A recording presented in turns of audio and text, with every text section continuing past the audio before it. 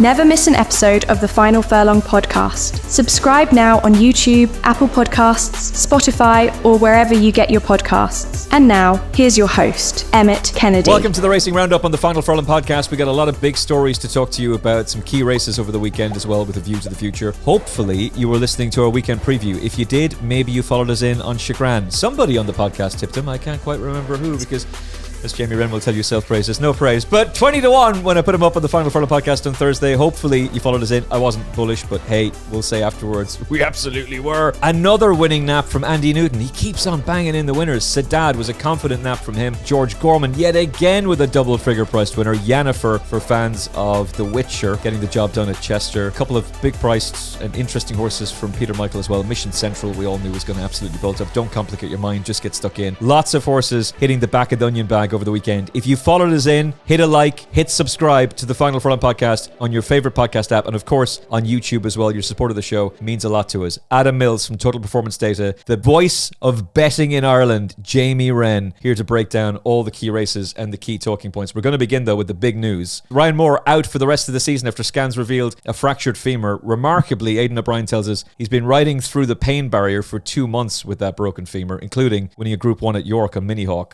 O'Brien called him concrete. None of us are going to disagree with that. It's a massive blow. Ryan Moore is going to miss the Irish Champions Festival, the Arc, the St. Leger, the Breeders' Cup, all at a time when Coolmore stallion prospects like Delacroix, Lambourne, Henri Matisse, Los Angeles, never mind all the talented juveniles that are coming through, their future value could be impacted by missing out on a key rider like him. So step forward, one of the world's best, Christophe Soumillon. Adam Mills, he's obviously had multiple wins for Aidan O'Brien. In the last year alone, he's won Group 1s for Aidan on Diego Velasquez, Camille Pizarro and Grateful. All three of those horses, by the way, were second strings on the day. What kind of a blow is it to lose Ryan Moore, particularly at this time of the year when stallion reputations are on the line? It's just the fine margins, and that's where it's going to hurt the most. I think, as Wayne Lorden has shown this year, the other riders Ballydor use, they've got such good horses that they can still win Group 1s.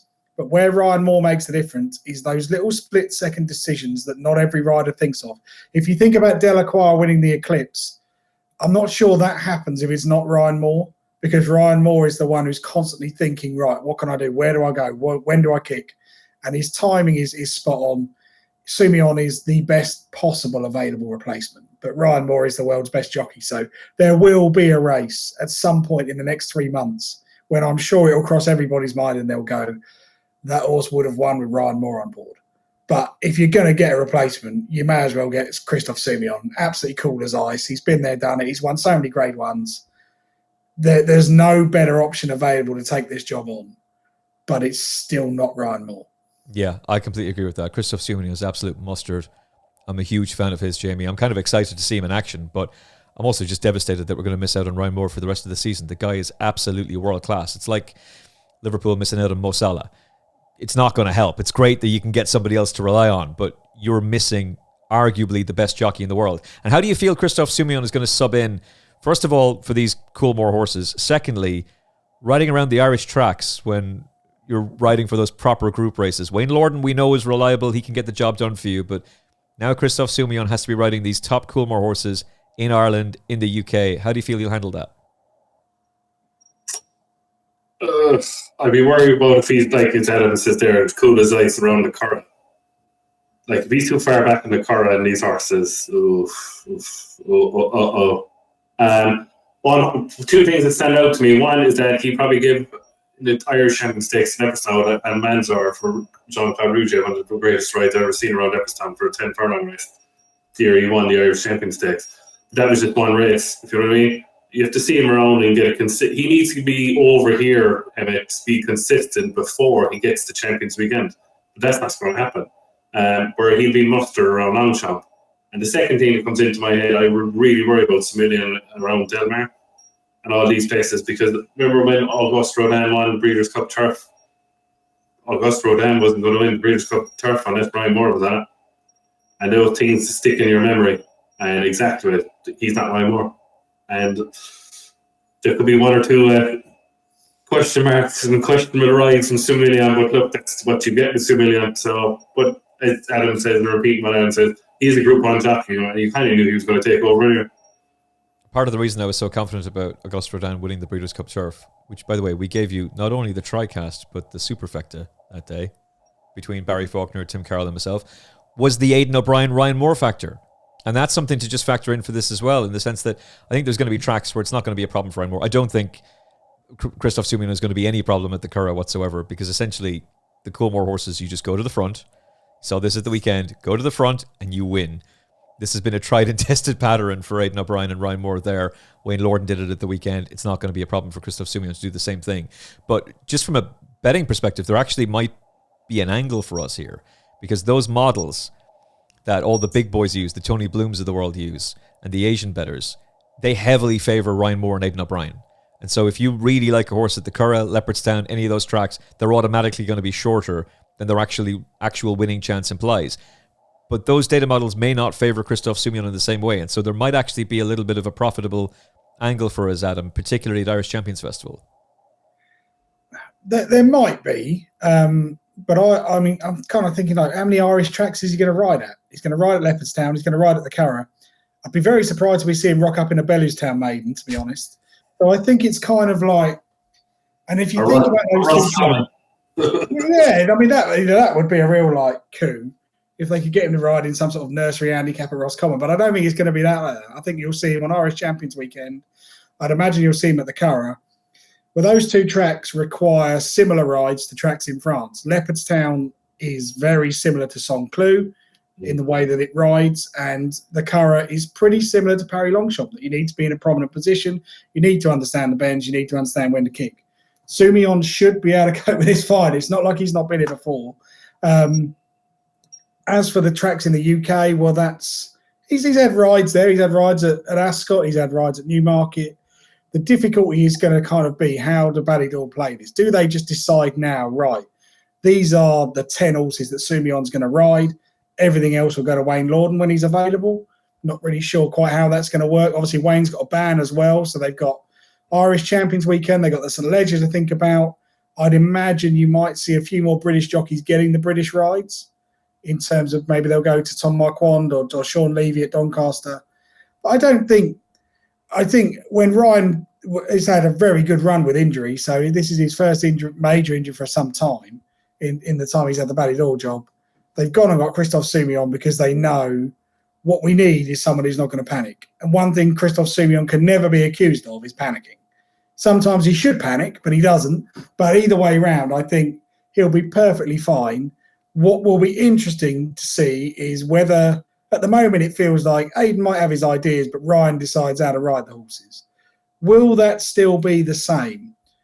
Will it be a case that they say to Christophe Soumillon, do what you think? Or is it going to be much more a case that we have much more race planning?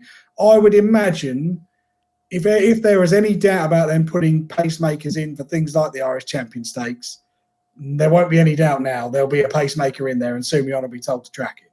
Yeah. But that's not all reflection on Christophe Soumillon, who's a brilliant judge of pace. It's just, without Ryan Moore, they'll want to try and set the races up in a certain way. Which makes perfect sense. There is also some interesting implications. Wayne Lordan is currently in the process of appealing his ban from Goodwood, but given the fact that it's for improper use of the pro cushion in the wrong position, highly unlikely that's going to be overturned. But fair play to them for trying, and good luck to them. But I doubt you'll get that overturned. You might be able to get overturned a ban where, did you actually connect with that pro cush in a horse? Perhaps, we'll see. But that essentially means Wayne Lordan is gone from Irish Champions Weekend and from the Doncaster St. Ledger meeting. Lazy Griff may very well have been a horse that Christophe Soumillon would have ridden in the St. Ledger. That's no longer an option for the Charlie Johnston yard, because that horse is going to be having to be booked by somebody else. We know that Christophe Soumillon is going to be on Delacroix on Irish Champions Weekend. I'm not entirely certain, by the way, if the pictures of Delacroix acting the maggot at Ballydoyle are as encouraging as we might want them to be. It just further goes to the idea that that horse is a complete lunatic. Very talented, but a lunatic. So no Wayne Lordan, no Christophe Soumillon, no Ryan Moore for the St. Ledger. You would imagine it opens the door for Sean Levy. I think Tom Marquand is going to be on Arabian Force. I would imagine that Oisin is going to ride further for Andrew Balding. William Buick, he's ridden for Coolmore before. We've seen a Godolphin rider win this race before in Frankie Dettori. I don't think William Buick will have to issue a grovelling apology to Sheikh Mohammed on Channel 4 Racing if he has the nerve and the audacity of winning this race. But I would imagine William Buick will come in for... Oh, he can't. He's going to be on Ombudsman in the Irish Champions Stakes. That's another one gone. James Doyle is currently sidelined. So there's going to be very interesting implications there. I'm sure Jockey's agents are already ringing up Aidan O'Brien to try and sort that out. Some of the horses that Christophe Soumillon can look forward to riding, not so much Scandinavia in the St. Leger, but certainly Scandinavia in the Long Distance Cup, which is now a Group 1 on Champions Weekend, or Champions Day. Whirl, Mini Hawk, January. Diego Velasquez, who he's already won a Group 1 on. Delacroix on the Irish Champion Stakes. Los Angeles potentially in the Arc, I would imagine. Mini Hawk, though, more so, or Whirl, whichever of the two goes there. The Juvenile Fillies, Composing, Diamond Necklace, Precise, True Love, Beautify, the Colts, Gastad, Constitution River, the horse I think could win the Derby right now, subject to change. Isaac Newton, really like that performance at Goodwood. Camelot will inject a lot of stamina into the dam. And Italy, who's improving all the time. And then we've got Illinois for the Irish St. Leger. So there's a lot of firepower there. A lot of things for him to be excited about. Of those horses, which one do you think will be best suited to Christophe Soumillon, Adam? I think Delacroix will be quite suited to Christophe Soumillon, actually. I think Soumillon's very good at knowing when to hold and when to let him go. Mini Hawk in the Arc is definitely interesting. What if Soumillon wants to ride Gazora? And I've no idea if she's going to the Arc, but he's ridden her to win a Prix Diane. You know, there's always that thing in the back of his mind of like, do I really want to burn the bridge that's going to pay my wages for the next 3 years for the sake of this? Not sure. I think there are some horses that will be suited. Others, I'm not so much. I think Italy looks a bit of a long-term project. Not really sure Italy's the sort of horse that's going to want soft hands. I think Whirl is another one who will be probably better with a more aggressive riding style. She just looks like she stays forever. And at no point do I look at Whirl and think, yeah, she'll be tanking at the 2 furlong pole in a double handful. I could see Whirl needing nudging along. So it's an interesting one, but Soumillon can win ugly. He has this tall, lolloping style where you think like, are you going to push the button? And, you know, over the years backing in French racing, there's been plenty of times when I wished he'd pushed the bloody button. But there's also been a lot of times when I thought, I've got no chance, and he still comes and wins. So he has a different style to Ryan Moore. But I'd also think the other thing I would say is those in the media must be thinking, okay, we might actually get an opinion from Ballydor's top jockey over the next 2 months. So that's going to make things a little bit more interesting. Overall, I think it's the best possible replacement. And I'd imagine he will ride 4 or 5 Group 1 winners for them over the next 2 months. Yeah, without any doubt. I completely agree. By the way, I do think Ryan Moore gives an opinion. The Whirlpool blog he does is very insightful. That's very interesting. And when he's interviewed by Lydia Hislop on race, it's almost exclusively Lydia. Lydia has the unique ability to be able to get the best out of almost every single person she interviews. And she always gets the best out of Ryan Moore. And I think for him, he will respect you if he feels like you are knowledgeable, if you're asking interesting questions. But if he feels like you're going to ask him a question that's just trying to wind him up, or you're trying to get some kind of shock value quote out of him, he's not interested. He won't play ball, Jamie. Yeah, Ryan Moore is what he is, man. That's it. It's his personality. Best luck to him. That's why he's the best jockey in the world. That's what it is.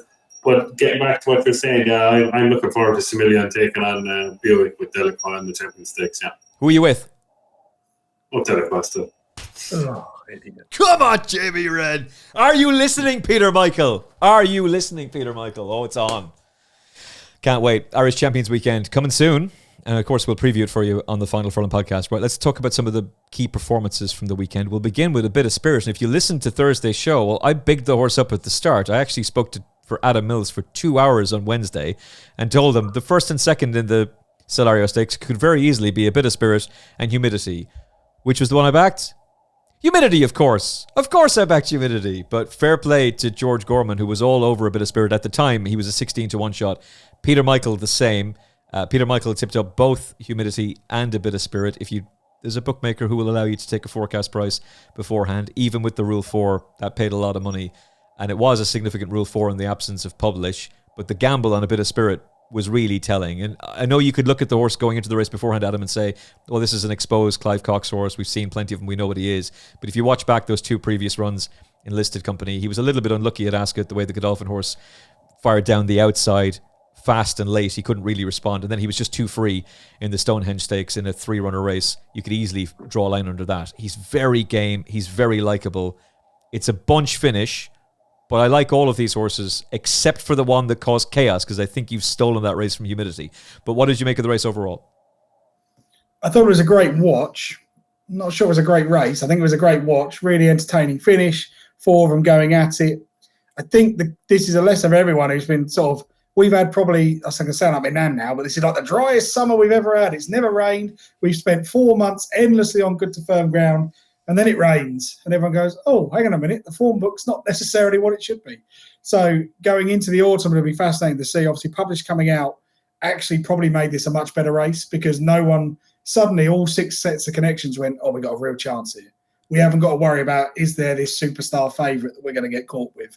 So they all went for it.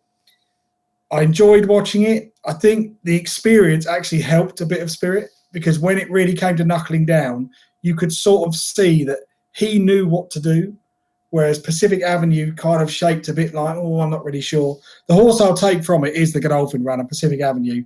You know, he's outpaced at the end of the back straight. I thought he was going to drop out the back of the telly, but he just keeps finding. On the day, it clearly paid to try and come down the centre. He makes his challenge closest to the inside rail, albeit a bit off it. And I just think William Buick was aiming at the wrong horse. He's looking at the He's Wallim, thinking, that's going to take me into it. And when it doesn't, he gets there far too soon. I don't know. I really enjoyed watching this race, but this just felt like a subpar Solario to me. So I'm cautious as to how to take the form going forwards. The right horse won on the day with the right attitude. But would you really think that beating Oceans 4 by less than half a length is kind of the sort of form you want to be lumping on? I'm not so sure. Yeah, that's a very fair point. I really didn't like the antics on Oceans 4, and the BHA take all these great precautions to ban jockeys for the Pro Cushion, punish them for additional uses of a device that was developed with input from the RSPCA, is made of fiberglass and foam padding. There's no peer-reviewed study anywhere on the planet that says it causes pain to racehorses when used correctly, and yet a jockey can cause absolute chaos and interference in a race.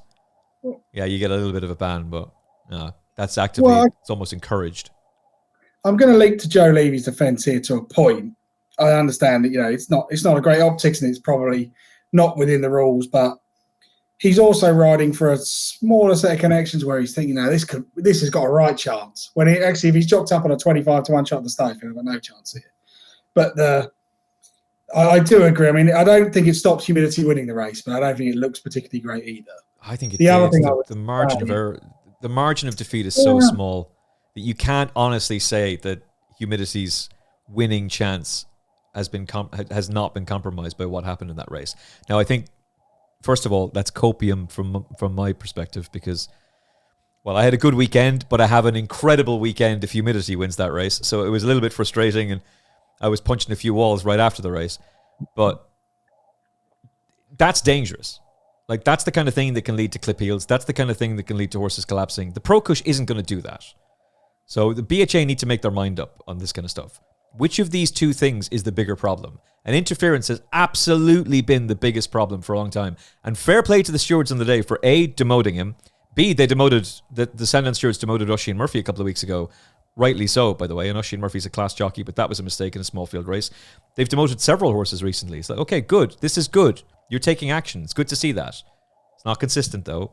Doesn't happen everywhere. They demoted a horse in Beverley on Saturday that I don't think Kevin Stott can really complain about. But as bettors, we still don't know when those horses cross the line after interference if that result is going to go your way. And for Humidity, it couldn't, because he's not first past the post. And he does finish third. So at least we get the place out of him. But it's just a bit of a mess, that whole thing. Pacific Avenue, would agree with Adam. He shaped very nicely, Jamie. He's been off for 10 weeks.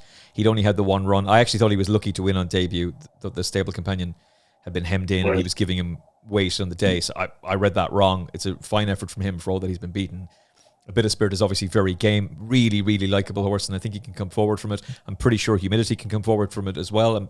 I'm pleased with that performance too, because it is a boost to Zavateri's form. For all I'm pretty certain Humidity didn't like Goodwood. And Oceans 4, to be fair, he's got potential as well still. I think this is one of the worst runnings of the race in the last couple of years. Oh, it's absolute crap. It shows you that Published with the one with his mouth open. The other horse that was entered during the week, Xantos, would have probably won going backwards. I suppose the only thing is about a little bit of snippet of form from Salisbury with that Morris Dancer beat a keen a bit of fair that day, and then Morris Dancer second to the horse that we all think is going to win the Guineas next year of Lavateri. That's the eeny, meeny, meeny, incy bincy bit of form that you have. But you think I'll be back in any of them next time out? No. I buy new glasses and Specsavers now. If any one of them, I think it's terrible. It was bad, absolutely terrible race. But great finish. I back Community too, and that's racing. But no. These horses won't get anywhere near the top 2-year-olds towards the end of the season, though. Well, the connections of the first four have this to say to Jamie. You should take that back. You're a disgrace. You're only in the bottom of the barrel now. They can say I'm in the bottom of the barrel, but the bottom of the barrel is right. This is a race won by Field of Gold, Too Darn Hot, Massar, Kingman. You don't think we've seen a multiple Group 1 winner there? Oh, almighty, no. Yeah. Okay. I'm not going to disagree with you too much, by the way. I really do like some of these horses, particularly a bit of Spirit. It's really pleasing to see a horse that's as game and tough as him come out in first. It's nice to see Humility back to form. I think Pacific Avenue's a horse who can come forward. I'm not backing any of those horses for a classic just yet, anyway. But we can learn more about them as the season goes on. Saddadd is a horse that we talked about quite a bit on the Final Furlong podcast. I was very keen on him. Andy Newton napped him. Absolutely bullish that this horse was going to go and win. He was heading to 2-1. He ended up drifting out to 3-1. He's a London Gold Cup winner. That form always works out, Adam, and it's worked out for this horse as well. The horse in behind him came out and won at Royal Ascot. He's won on his handicap debut in the London Gold Cup. He's now won off a £6 higher mark on only his second handicap start, and he'd been off the track since May as well. I thought Ray Dawson was flawless on him, and he was full of praise for the horse afterwards. Given the fact that he's a half-brother to Almakam, he's a horse who's got a lot of scope for improvement. Yeah, absolutely. He is one of several this year that have kind of taken the leap out of handicaps. We won't see him in a handicap again, having won that off 101. Handicap is going to make sure he's not there again. I thought he handled the soft ground really well. It was a really good ride by Ray Dawson, who just seemed to understand exactly where he wanted to be. The key part of the ground down the centre is where, and this horse surely is capable of going up into sort of Group 3, Group 2 company. There's a big difference between the top of the handicaps and Group 1s, but there's plenty of sort of pattern races at Group 3 and Group 2 level that he can win, and he just looks to be going the right way. Not a lot more to say. I thought this was one of the best performances of the weekend. I agree. I would fully echo that, Jamie. It was a really, really likeable performance from a horse who's clearly going forward nicely. Yeah, he's developing, isn't he, Emmet? He's developing. Like starting off with Saddadd, then third at Kempton behind 5 lengths beaten by Opera Ballo. Where is this horse getting for Owen Burrows that absolutely hammered him at Newbury? Well said. Where is this? Then obviously win the London Gold Cup. The third horse, key to both, and won the Golden Gates handicap at Ascot, Royal Ascot. Then what put me off was I'm not going to lie to it, was the gap between the London Gold Cup and then coming back and where he went through the soft ground, I suppose, was the most impressive part. The Gary Moore horse was slightly unlucky, I'll say very slightly. Advocretius was stopped in the run, but it didn't matter. The sled was just good, and exactly what Echo Matt Adams says. I'd be very interested next time out in Group Company, because I think this is a horse going places, hopefully. Yeah, Get In is the name of the horse who beat this horse last time out. He's unbeaten in 2 starts. He was a wide margin winner first time out. He's then beaten Saddadd at Newbury back in April. He's still entered for the Arc, but there's been no sign of him. Put him in your tracker. Gethin. That's an exciting horse whenever he returns to the track, and hopefully it'll be sooner rather than later. But I'm with the boys. I think Saddadd is a very, very likeable horse. He should make his impact in Group 3s, Group 2s. Well, he won that off 101 in it, so I mean, sure, he's gone up to 110 and that, obviously beaten by Opera Ballo, who's 116 now, and Opera Ballo is a decent miler, I'll put it that way. So he's definitely going for it. Yeah, and Roger Varian last won the London Gold Cup with Defoe, who ended up winning a Coronation Cup for him in Group 1 company. So it tends to be that's a race that ends up being proper group races or group horses later. Bay Bridge won the race in 2021 before going on to win a Champion Stakes for Sir Michael Stout. So keep him in mind going forward. He's going to be a very nice horse, and there's going to be plenty more opportunities for that horse to be excelling between now, hopefully, and the end of the season, but he should be able to make an impact at group level. The roulette wheel spins. We need to make a graphic where it's just sprinters' heads on a roulette wheel. The wheel spins, and then who does it land on this time? And some of the lads on the podcast we all express our opinions. We're of the view that, the best horse in this race, regional, is going to win. Just get stuck into regional. It's like, we now know. The reason I landed on Shagraan in this race is because the form was there. You just had to be a little bit creative with it. You had to forgive him a bad run. But you cannot rely on any of these sprinters to run their race. And so you cannot back any of them at a short price. I'm looking at you, Lizette, ahead of the weekend. We'll have an anti-post special for you on the Sprint Cup tomorrow, hopefully, on the Final Furlong podcast. But this is a likeable performance from Shagraan, but he came into this race rated 99, Adam. I mean, I know it's a listed contest, but now we know anything can win these bloody races. Well, firstly, I'm going to say, if you badmouth Lazat again, you and me are going to fall out. He does not deserve to be in the same sentence as Shagraan. Hold on. Yeah. I think we'll go like that, Adam, if that happens. If he badmouths Lazat again. He's putting Lazat and Shagraan in the same sentence. God. Yeah, that's it. That vocabulary itself. No, that's from Emmet there. How did Lazat is the latest in a long line of sprinters to win a Group 1 and then he gets beaten the next day? If he had won the race that he'd won the previous year and hadn't lost to Shagraan, I'd be like, this horse is the king. At least we've got Lazat. But even he fluffed his lines. Yes, but let's draw a very fine line between beating the best sprinter Japan has to offer in the Platinum Jubilee and, with the greatest respect to Shagraan, a listed race at Beverley. You know, it would have been a real shock if Jerome Rainier had said, I'll tell you what we fancy, the Beverley Bullet. He's a gelding. You may as well throw him in there. The guys at Waffdown Racing would have been like, all right, get that horse out of the yard, son. We're looking at Beverley. Look, this is a great win for Shagraan, but he's 4 from 20. Believing that I could see the case for believing, but clearly the headgear was not a good idea. That horse looked like it had never seen the headgear before, didn't travel, eased up. Fair play to them.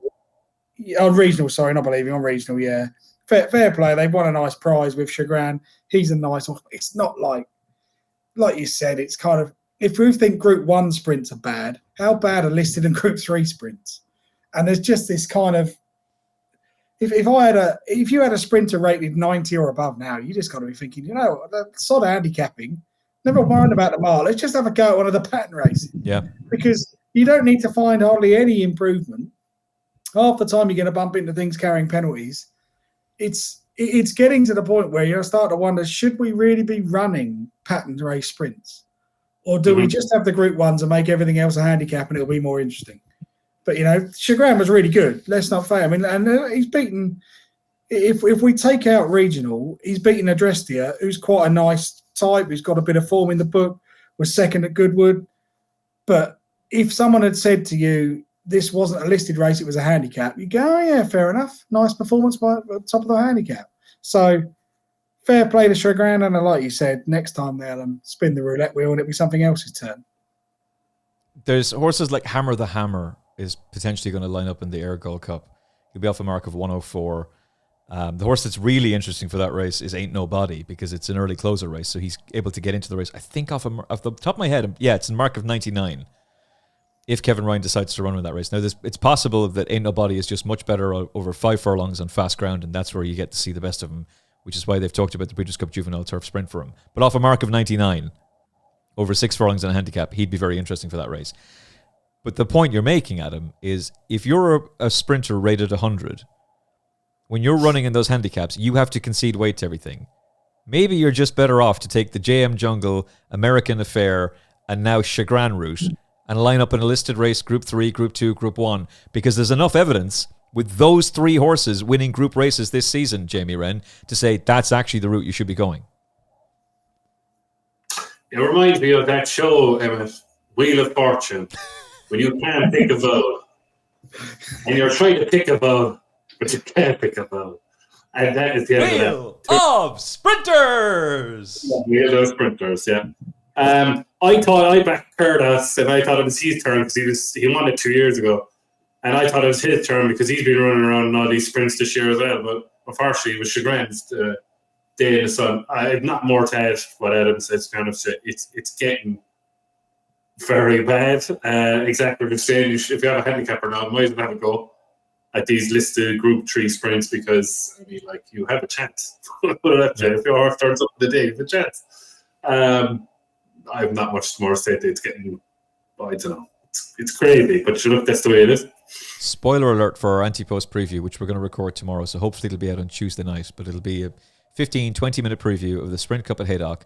I have a funny feeling Adam Mills may very well be making the case for the strong favourite Lazat, who actually might just be, if quotes of 2-1 are still available, maybe even slightly bigger. Maybe that's just a gift. They're gone? Don't touch him. Don't touch him. You've had your win. We had a lovely win at Ascot. Just leave it alone. Hold on a second. Hold on a second. Come here. Do you remember how he was saying, if you say another bad word about that horse, I'll be falling out with you? And now he's telling me, don't touch that horse. Is there anything on Bertie Ahern for that? No, Peter Moyle said this right last week. It's about the price. What's happening? Lazat has never been to Haydock before, and the track that suits Lazat is Ascot because it's an uphill 6 furlongs. And we've had our win. We were right at Royal Ascot. We got the price. On the day he drifted out and he still won. We don't have James Doyle. There's no need to go plying in at this rate. I think that's needs to give you radar. It's just not. It's not value. And really, what I'm hoping for is a nice run with a view that we can go and get him at Ascot in October, because that's the rate he should be running in. I would just like to remind you all that Adam Mills agrees with me, and yet started off this segment with, if you say another bad, you put on some respect on Lazat's name. Yeah, because you're trying to make out look like Shagraan's in the same county. That's absolutely No, I did not. That's not what I did. What I said was you cannot rely on any of these sprinters, including the horse who looked like an absolute world-beating superstar when he won at Royal Ascot and beat this Japanese superstar who's only lost, well, recently he'd been getting close to what they say is the best sprinter in the world in Cayenne Rising. And you sent me a message yesterday saying that Cayenne Rising, according to the latest barrier trials, is just unbelievable and can't be beaten. But we don't have a Cayenne Rising. And Lazat is clearly not capable of doing that, because if he was, then he would have won the other day in France. But Sashir won that easy. This entire division is just absolute rubbish. And it just further goes to point out we're investing all of this time and effort producing horses who are precocious, who are speedy, because owners want their quick fix now. They don't want to wait 2 years for a middle distance horse to come through. And what are we ending up with? Rubbish. Great for us if we can get more Shagraans and JM Jungles and American Affairs. Fantastic if we manage to land on them in the right races, but questionable division. Okay, let's go for Lady of Spain. She won the Atalanta Stakes. I almost drew a line through her first of all. Didn't think she was going to handle the ground. Didn't like the fact that she'd been off the track for a while. You mentioned earlier on, Jamie, about Saddadd being off the track. That was deliberate because Roger Varian doesn't want to risk that horse on fast ground, so he was waiting for the softer ground to emerge. I'm not entirely certain if that was the plan with this filly as well, but it's worked out brilliantly. She's now unbeaten in 5, and she's a horse that's got an entry in the Group 1 Sun Chariot Stakes. Wouldn't be at all surprised if she runs a big race in it, Adam. Yeah, she's really good. She's really good. This is like, you kind of, if she'd have finished 5th, you'd think, they'd be really pleased with that. Yeah. But actually, she's just really good rider, Ray Dawson. The understanding of like, where's there a space to move in at the end of the back straight? I'm going to drop in there. He's also got a really good idea because he's obviously looked at Bright Thunder and thought, right, that's the horse that I can just target. Toes in behind Bright Thunder. Now, Bright Thunder is the first I've put in my notes. Just the ground just did for her. The ground was just, you could see at the 2 furlong pole, you're thinking, Bright Thunder is just going to pick up and win this easily. And she just can't. The ground's done for her. Put a line through that run. But really good from Lady of Spain because actually she's shown a lot of guts there to get the better of Blue Bolt. I thought the form was really good. I went back and had a look. So I was like, what's this form from Deauville in December? I don't remember this. I must have been at a Christmas party or on the Guinness or something. I don't really remember this race. But actually that Deauville listed race, she got a peach of a ride from Soumillon. But the 2nd, 3rd and 4th have all won races since. The 2nd went for big money and was sold to the US. That form's all right. We now know she handles the turf. We now know she handles soft ground. She's overcome a white draw. Why not have a go at the Sun Chariot? And let's face it, the Sun Chariot's not exactly the deepest Group 1. she could win this. She really could. I thought this was a really good performance in a big field, difficult conditions, 9 months off. What's she going to be like if she comes on for the run? Yeah. This could easily be 115, 120 rated filly in time. Really impressed. Pretty certain January's favourite for the Sun Chariot Stakes, and she travels like thunder and then doesn't find a whole lot towards the end of the race. But I may very well get suckered into backing her for the Matron Stakes on Irish Champions Weekend, Jamie. Maybe that's the one where Christophe Soumillon will get the best out of her, but there's not really a whole lot to fear in that division right now. There's no Lake Victoria. Where is Desert Flower? We don't see her, so roll the dice. Yeah, I agree, and it's kind of getting as well. If you think about it technically, it's a tad. Is that all these Group 1s for the fillies is like roulette as well? Yeah, Do you know what I mean? Like it is. I'm talking through my pocket here now, and I will say exactly what Adam says. Ray Dawson give her a peach and went the right way, and it was drawn out in the car park. Turned in and followed Bright Thunder. What was Colin Keane doing on Blue Bolt? I'm sorry. He gets them all and brings her all the way out to the middle of the track, and all of a sudden, oops! There's Lady of Spain. I thought I had the race won. Great performance by Lady of Spain. Would I be backing her going forward? Maybe. Yeah, I agree with Adam, but Adam, I thought Bright Thunder would be better on the soft ground because I wanted to go to Cova and Deauville on soft ground, unless it wasn't soft ground on that day. And she didn't like the hill, maybe. Because she looked the winner, like turning in, like in the middle of the track, 2 furlongs out. Your eye was only drawn to one horse, it was Bright Thunder. But just died of death. But Colin Keane, if he got that back again, I think he'd do something different because he stayed wide, lost a load of ground, and Dawson took the trip from outside to inside, followed Bright Thunder, and ran away then. And I think if he got that back, I think Blue Bolt would win. That's just me, and that's my little bit of doubt about Lady of Spain going forward. But she's a nice filly, and especially a great performance after the amount of time she's been off as well. Yeah, she's very exciting going forward, for sure. She's exciting, but would I be backing her going forward? Slightly, I'd have my reservations. She needs to prove it going into proper group company, as in like going into a group. But there's substance to that form, to be fair, and she's now unbeaten. So we have no idea how much improvement there is to come from her. There's an awful lot to like about her, I would say, and she's probably she's definitely a horse going in the right direction. So don't rule out further improvement from her. But I got her badly wrong. She was pretty much the first horse I drew a line through in that race, and yet I was so adamant that Saddadd would win. But there was nothing in her pedigree that suggested soft ground was going to produce a career best effort, except for the fact that she was unbeaten in her 4 previous starts, and now it's unbeaten in 5. Roger Varian's really turned a corner as well, by the way. He continues to bang in the winners. Red letter for Ger Lyons. I thought San Gazelle had this race won watching it live, boys. And in hindsight, maybe San Gazelle was asked to take the race up a little bit too soon and ended up in front a little bit too quickly. The stamina reserves just sorted to ebb towards the end of the race. Those two were one of 4 previous listed or Group 3 winners proven at the level. Those 4 horses are the ones who end up fighting at the finish. Red Letter was much the best of them. She's now starting to really fulfill that potential. And if they back her up for the Blandford Stakes in a couple of weeks on Irish Champions Weekend, she's going to be very popular for that, I would imagine, Adam.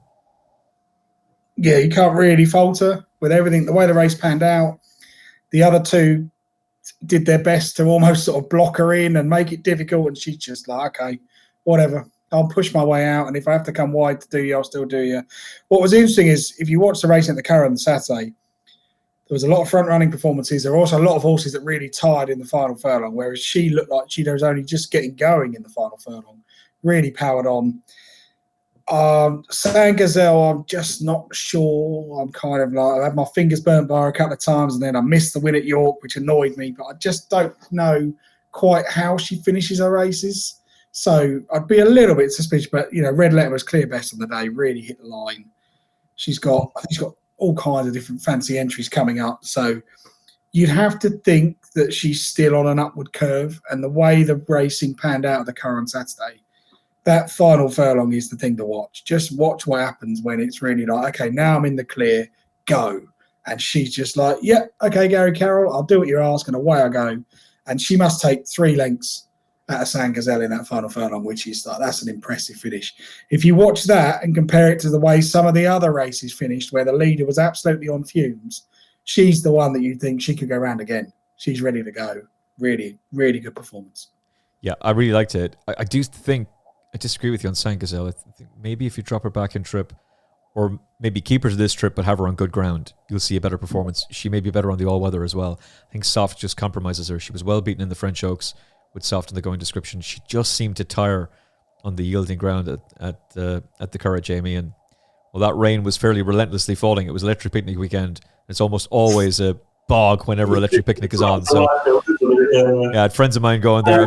Know a girl who was DJing there as well. They all got absolutely soaked to the skin. That's what always happens. Yeah,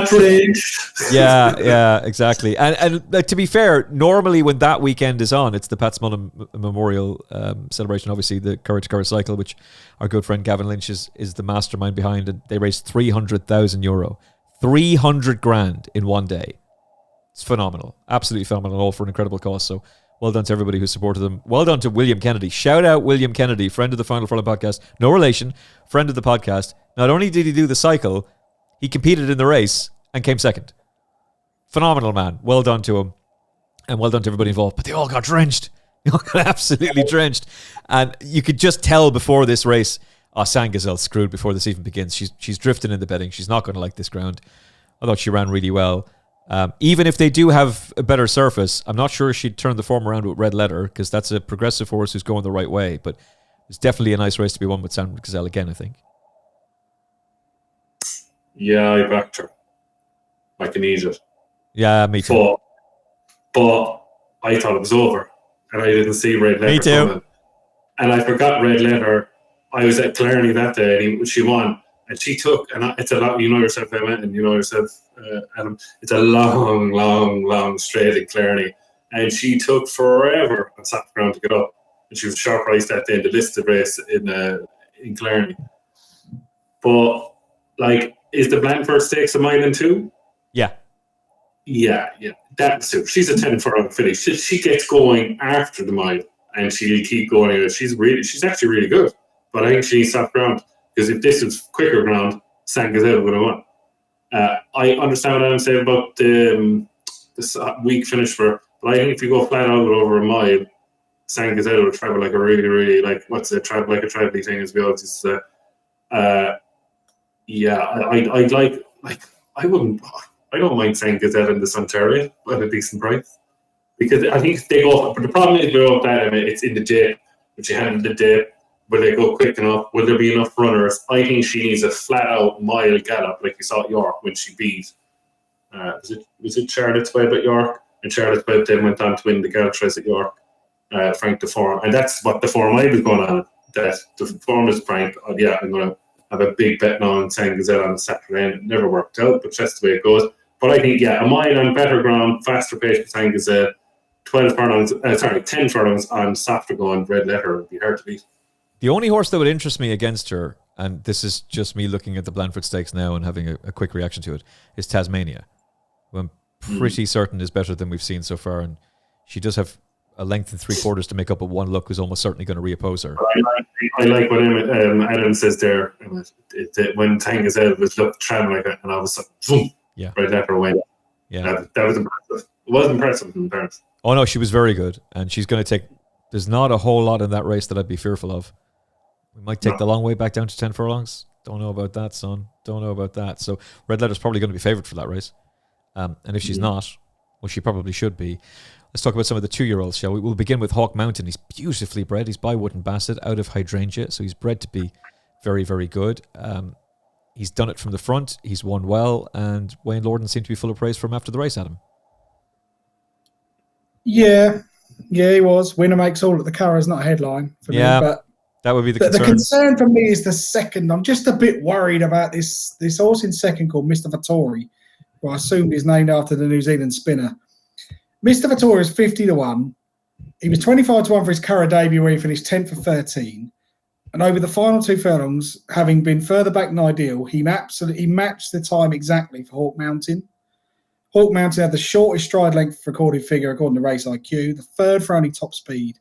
I just don't know. Now, either Jesse Harrington's Mr. Vittori was just massively overplayed in the market and took a huge step forwards, or Hawk Mountain was ideally placed to beat a horse who was 10 for 13 on debut. So I'm just going to sit on the fence here.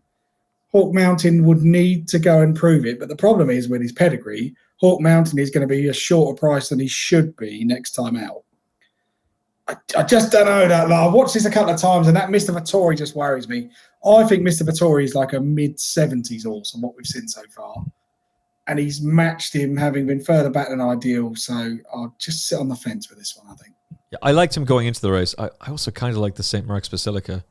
I thought he was interesting. And then Jack Cleary was riding, which meant he was getting the £5 weight allowance, and there wasn't a whole lot between them on debut. And Hawk Mountain has improved significantly from first to second start, and he's gone well past the St. Mark's Basilica stable companion, whose name has gone out of my head all of a sudden. Port of Spain, yeah.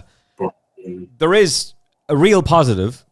I can tell you that former winners of this race include subsequent Group 1 winners Mogul and classic winner Saxon Warrior. There is also the downside. This race has also been won by illustrious names such as Yucatan, that horse fooled me massively, Sydney Opera House, Cheltenham Festival hero Brazil, who somehow managed to meet Gaelic Warrior. Oh my goodness. Bluegrass, Cairo, Acapulco Bay, all household names, Jamie. So which direction is Hawk Mountain going to go in? Is he going to follow in the hoofprints of the two stable companions who ended up winning, former stable companions who ended up winning Group 1s, or the ones who maybe should be running at the Cheltenham Festival like Brazil? No. Maybe, you kind of forget, it's all the same, yourself finished fifth on day, didn't win, was well backed. One of the horses that, the better Shagraan, was well beat by Constitution River, you know what I mean? And that's what I'm going on. The horse that finished just ahead of him and he's on his debut, harassed for Joseph O'Brien. I actually backed in that race. He ended up favourite because he was eye-catching third, fourth behind Dorset. Dorset didn't really do anything at Goodwood, and it was well backed as well. Now Goodwood, Goodwood. It's Goodwood. Figured there was around there. Different. Oh, you would. It's the collateral Shagraan and Constitution River. No, I don't think he's as good as Constitution River. No, but look, could he be an autumn stakes horse, maybe Group 3 over a mile on that day? Could he go to Newmarket or something like that? Could he go to the Beresford? I don't know, but I don't think he's good as the top ones in Gestad and Constitution River now. Yeah, I would agree with that. He's interesting, and he's a horse who's taken significant. He could go to the mile. What is it? The Lactadere on Arc Day. He could be one of those. If you know what I mean. Yeah, but I won't be in a rush to back him in group company next time, depending on the field, obviously. Not every Coolmore horse has all the big race entries. He does. Dewhurst, Beresford Stakes, that would suit him, I would think. And he could be very, very interesting for that. The Champions Juvenile Stakes, which they've run really good horses in. Diego Velasquez won it. Augusto Rodin's won it as well. It would be a pretty tight turnaround for him, but that would be an option for him as well. And look, he's taken a significant step forward from first to second start. So he's interesting, given the fact that he's by Wootton Bastet out of Hydrangea. There's huge potential there for his pedigree to go forward. So he's a likeable horse. I would just want to see a little bit more from him. Mission Central, on the other hand, is another really interesting one. We knew he was going to win. Don't complicate your mind. This is very simple. This horse is going to bolt up. He wins just about from the debutant from the Joseph O'Brien yard, the Publican Son, who's got a really speedy, fast ground American pedigree. He was sent off a 40-1 shot. He was second string on jockey bookings. He's finished fast and late. But this is yet another Aidan O'Brien horse. And we said on the show a couple of weeks ago, I don't remember Aidan O'Brien running juvenile geldings. This is very unusual. I don't want to say who it was, but a very high-profile owner who's a big fan of the podcast sent me a WhatsApp message saying, I'm really surprised that you completely forgot about the Aidan O'Brien trained juvenile gelding who won a valuable sales race beating a subsequent Group 1 winner. Do you know who that is, Adam Mills? No. Jamie Wrenn has disappeared. I will tell you who that is after this segment. Also, have you liked this episode on YouTube? Have you smashed the like button? Have you smashed the subscribe button to the Final Furlong podcast? Do so now. It's a huge help to us with the algorithm. There was a juvenile gelding that Aidan O'Brien had, who won a big sales race, who beat a subsequent Group 1 winner. If you know who it is, we'll be watching this on the live stream, in the live chat. If you know who that is, type in now on YouTube. We'll tell you after this in a few seconds. He looked wayward and awkward on his debut. They gelled him. He takes a significant step forward on his second start and wins. And he has improved again with this performance. I like Mission Central, and I think he'll come forward again, Adam. Yeah, I think he will come forward. I really like the way he kind of found kind of at the 2 furlong pole. You're thinking, is he going to go or is he going to get swamped? And then he just finds more. He's certainly got the rail to help. The second will be the eye catcher. Everyone in the world would have put that horse in their tracker. It's like, blimey, this thing's made its debut in a Group 3. The final furlong, Publican Sun, is over half a second quicker than Mission Central. He's absolutely flying. But I do think in those conditions at the Curragh on Saturday, he was being ridden with the idea of helping him finish. So I wouldn't be certain that the form would be reversed, although obviously it's a very promising debut. Mission Central just looks like the kind of horse who's really well suited to this kind of style of, I'll get out in front, I'll take a breather, and then I'll get them at it at the 2 furlong pole. And if something's good enough to come past me, so be it. Of all the horses we saw, I thought Mission Central was the one that you'd think kind of those sort of end of season races, particularly if the ground goes soft, maybe they'll look at France.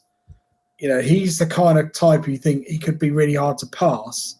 The same flip side of that, though, would be for me, I don't think Mission Central is the kind of horse that will want a Soumillon ride. He's not going to want to be dropped out and sort of delivered. Mission Central is going to be like one of the sort of, no, I'll be in front. That's the way to ride it, is in front. And if something comes past, it's so by. But, you know, it's a promising piece of form because I think the second will prove to be a really speedy type. I'm just not entirely convinced. I think at the start of the season, if you said to Aidan, we'd be talking about Mission Central as kind of one of your better ones. He'd be thinking, well, where's Albert Einstein? Where's Charles Darwin? Where's Gstaad? And it's kind of now in a situation like we don't really know where some of these horses are. So maybe we're thinking that the sort of championship level players in Aidan's juvenile teams are better than they are because we haven't got the Grade 1 performers that they thought they might have.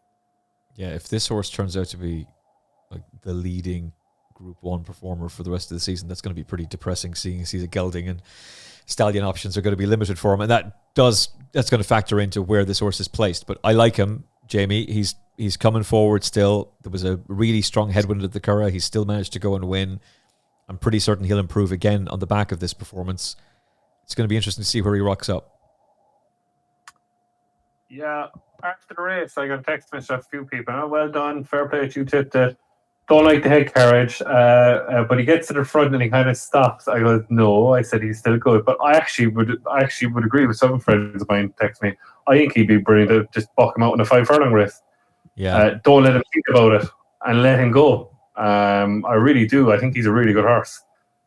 Slightly worried about the head carriage. I didn't think it wasn't that much compared to the previous run of the Curragh, but I think he'd be just better on better ground and put him out in a 5 furlong sprint. He can go in 5 furlong sprints anywhere in the world now, gelding, and I'd love to see him in one of the top sprints towards the end of the season, getting weight, because there is a race in him over 5 furlongs, because I think just let him go. And it's all there to be seen. He gives a lot. You can see he gives a lot. So I think he's more 5 furlongs than 6 furlongs. From memory, Charlie Appleby won the Breeders' Cup Juvenile Turf Sprint with a gelding. I think he may have won it with 2.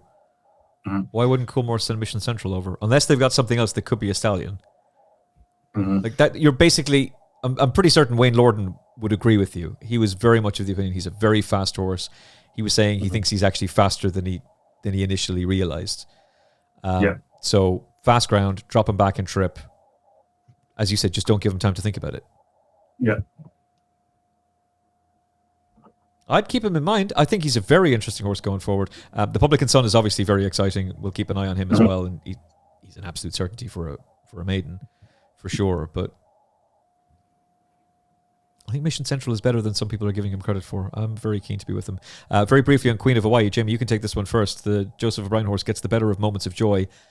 So the 2 horses who were first and third in the Chesham end up both finishing second in big group juvenile races over the weekend. It's a really pleasing performance from Queen of Hawaii, and there's going to be plenty of Group 1 options open for her as well. There's a big sales race you could go for as well. Is that the horse? That's Goff's race, and can she go for that? The one look one? Isn't that the one? I think so. Yeah. I remember there was a big Goff's word about one look. Yeah, it is. Yeah. Yeah. I think she'll go there instead of going to like the My Glares of this world, Emmet. She'll be a warm order for that. You know, I thought Moments of Joy was coming to win the race. Didn't go through with it, in my opinion. Humility, obviously, unfinished Solario. Secret Adversity goes to air, gets beaten, then wins a Egg and Spoon race last day in Tipperary. The Chesham, I think, down the line and the new rules that's coming up, I think you can see in the future, you're going to have to take it with a pinch of salt because it's nowhere near the race it was. And I know it's at a small smidgen of a glance at the moment compared to what it was years ago, but that is going to be downgraded when it comes to you can see it already. That form isn't great, but Queen of Hawaii is obviously improving, but I will go Goff's Million instead of going to the top My Glares of this world with her anyway. Just very briefly, you used to be allowed run in the Chesham if the dam had won over the required distance as well, but now it's sire only. The sire has to have won over 10 furlongs. Yeah. So all the wooden baskets are ruled out of that. And now they've introduced a restriction for the Windsor Castle as well. And they've reduced... I think they're moving the Windsor Castle up to 6 as well, aren't they? Windsor Castle goes up to 6 and there's a stallion restriction, which effectively Richard Hughes was saying, so you can't run an Oasis Dream in that race. Madness, in my opinion. Sugar Island was sent off the 5-4 favourite. She was didn't like her at all. The horse that we really liked for the race ended up not running, looking for a rainbow. Keep that horse in mind. They took her out because of unsuitable ground. Cape Soumillon ran no sort of race whatsoever. I thought Moments of Joy was coming to win it, just like Jamie did, but Queen of Hawaii did it well. For all that, maybe there's a slight question mark over the form, given Sugar Island was clearly expected to run a much better race and potentially the most interesting horse in the race, although she was Aidan O'Brien's second string on jockey bookings, didn't actually run. Yeah, but I don't know. I think I quite like this performance. I thought she kept on really well, hit the line. You know, I completely agree with what Jamie says about the Chesham. I'd just be that race is just destined to be a small field full of plodders, and we're kind of I should start looking at the Chesham and thinking is there a Triumph Hurdle horse in here, because it's that kind of like weird scenario that you can't expect to have a 2-year-old running in June that's basically got a pedigree that has no precocity in it whatsoever. Well, where's the logic in that?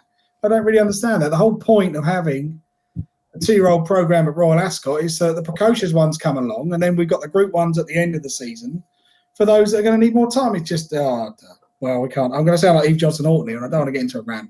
So we'll just leave that. But the Queen of Hawaii, I agree with Jamie. Surely the Goff's Million's the race they go for, and she'll be, I don't know, 7-4 to win that, and probably will. There's quite a nice little, from August onwards, the French do it quite well. There's some nice, big, valuable sales races for 2-year-olds, and I just think that if you can get one in one of those sales races, why wouldn't you go for it? Because that's the kind of big pot that you can land, and then you can go on to group things, and if she's good enough, great. But I think from an owner breeder's perspective, you'd look and think if we could win the Goff's Million, that'll do. Yep. She should, on this evidence, she should be very hard to beat in that race. It's a race Joseph O'Brien won a year ago with apples and bananas. They're going for back-to-back wins in that race. He had a filly finish 4th in the race last year as well, Valencia. Trish has just reminded me that I didn't give you the answer to our trivia question. So what is the name of the Aidan O'Brien juvenile gelding who beat a subsequent Group 1 winner in a big, valuable sales race a couple of years ago, when we were making a whole big thing about how, it's good. Coolmore don't run geldings. They never have gelding 2-year-olds.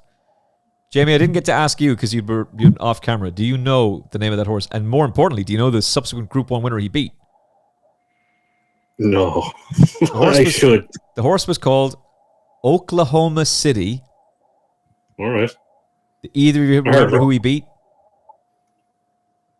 The Luca Kamani trained Postponed, who went on to be a multiple Group 1 winner, well, initially for him, but then for Roger Varian afterwards, controversially. Oklahoma City. So we have been down this road before. Coolmore have had a juvenile gelding back in the past. Are they going to have more success with this one? I think they will. Adam Mills and I are going to be back with you for a quick hit preview of the Group 1 sprint at Haydock. Hopefully we're going to unearth the winner of that race. Is there a horse to follow, though, before we wrap up our Monday review show? Jamie Wrenn, have you got anything for us to watch out for? No, I think we kind of said it already, Emmet, is I would back red letter for the Blandford Stakes going forward, Jeff.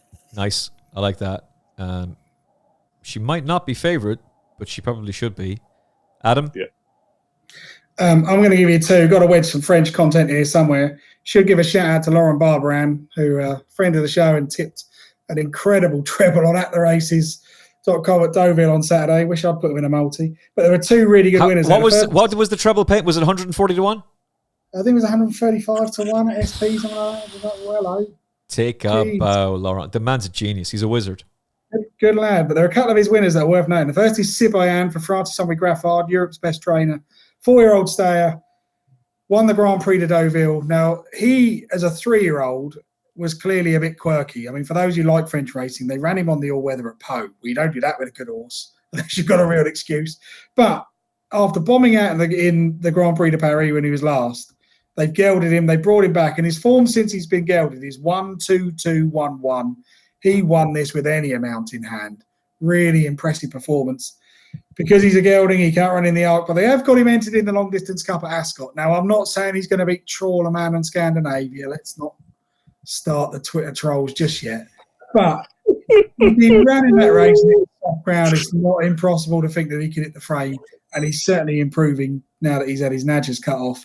The other one is a horse called Dreamliner, trained by the Wattel Yard. He's 3 from 3 now since they dropped him back to a mile.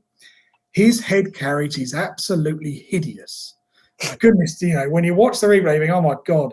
The race kind of revolved around My Cloud at the weekend, and My Cloud didn't really see out his race particularly well at Deauville. But this horse has run down Cicero's Gift. He's won by 3/4 of a length. He's in the pre-Daniel Wildenstein on Arc weekend.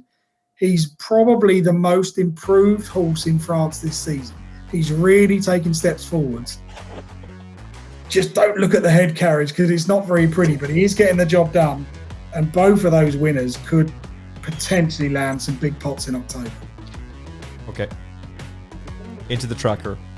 Follow them blindly. The man keeps producing big price winners, including 2 juveniles tipped on the Final Furlong podcast at double-figure prices who go and get the job done for us. So make sure you've put those horses into your tracker, whether it's At The Races, Racing TV, Racing Post. There's all kinds of trackers out there. Make sure you're not missing out on them. I'm just going to give you one horse in Slaney View. Now, there is a slight caveat to this. Jim Bulger has had 15 runners off layoffs of 90 days or more run in September. They've all been beaten. Oh my God. But you are getting, currently, 8 to 1 about a horse who was backed into 13 to 8 favoritism on her debut, having been as big as 5 to 1, I think maybe 6 to 1 the night before. And the only horse that beat her is the subsequent Group 1 winner, Power Blue. Ignore her last run. Go on, Bulger. Go on, Jim. Back in the winner's enclosure, baby, with Slaney View at Corran Park, home of champions. Right, that's it.